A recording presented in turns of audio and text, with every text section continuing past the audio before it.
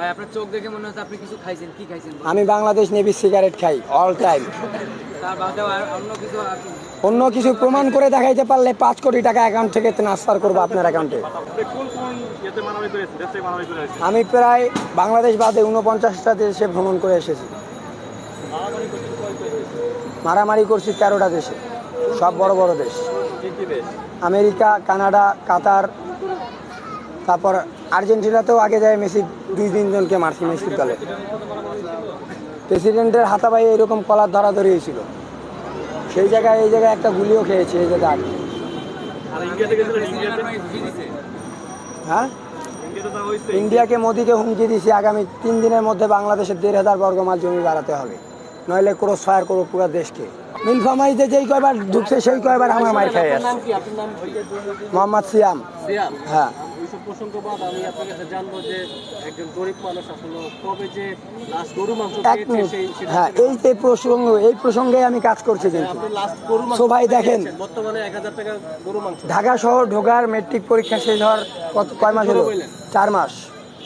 Result বের হওয়ার হলো 2 মাস, মানে 1 মাস রেজাল্ট বের হওয়ার হলো, আর 1 মাস অ্যাপ্লাই করার জন্য ছিল। তো রেজাল্ট বের হওয়ার পরই আমি ঢাকা শহর আসছি ভর্তি হওয়ার জন্য। ফর্ম ফিল আপ করিনি, কিচ্ছু করিনি। আমি শুধু ঘুরে ঘুরে দেখছি কোন গরিবের কী সমস্যা।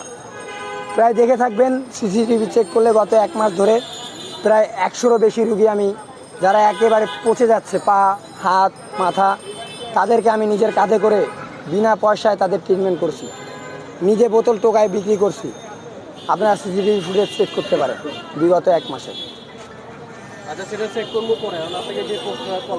হ্যাঁ হ্যাঁ, আমি একটা জিনিস দেখছি যে অনেকে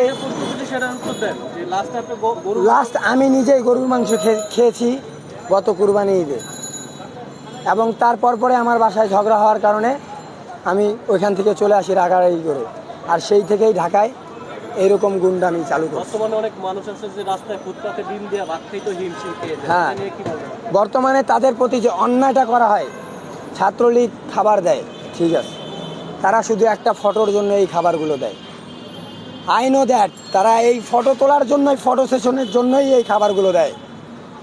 তারা যদি চাইতো প্রত্যেকটা মানুষের একটা লিস্ট তৈরি করতো, প্রত্যেকটা গেটে, প্রত্যেকটা হলের সামনে যে কজন ভিখারি থাকে তাদের প্রত্যেকজনের লিস্ট তৈরি করে তাদের শিক্ষাদানের ব্যবস্থা করা হতো। এমনকি কিছু দল আছে বাংলাদেশ জাসদ, যারা একেবারেই কঠোর, তাদের কাছেই শুধু এই লিস্টটা রয়েছে। অন্য কোনো লীগ, অন্য কোনো দলের কাছে কোনো লিস্ট পাবেন না।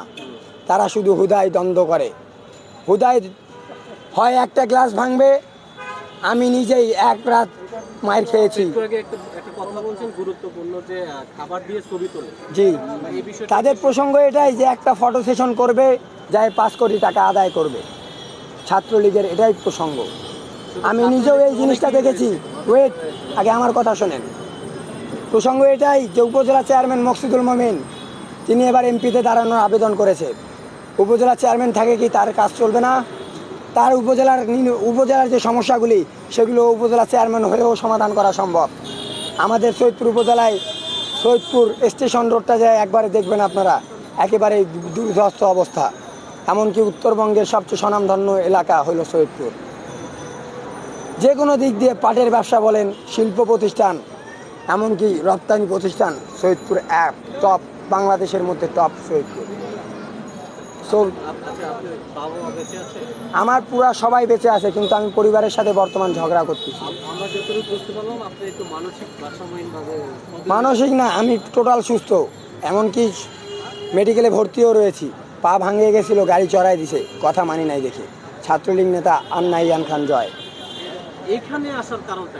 এখানে আসার মূলত একটাই কারণ, আমি বুঝাতে চেয়েছি প্রত্যেক মা বাবাকে যে হয়তো সন্তানকে শাসন করবেন, হয় মা নয়তো বাবা, উভয়ই সন্তানকে শাসন করলে আমার মতন জঙ্গিবাদও হতে পারে। আমি জঙ্গি, হ্যাঁ, কেমন জঙ্গি সেটাও বুঝতে হবে। আমার কপাল কেন, আপনারা সবাই অ্যাটাক করলে এখানে একজনও বেঁচে ফিরে যেতে পারবেন না। ভাই আপনার চোখ দেখে মনে হচ্ছে আপনি কিছু খাইছেন, কি খাইছেন? আমি বাংলাদেশ নেভি সিগারেট খাই অল টাইম। তার বাদেও আর অন্য কিছু প্রমাণ করে দেখাইতে পারলে 5 কোটি টাকা অ্যাকাউন্ট থেকে ট্রান্সফার করবো আপনার অ্যাকাউন্টে।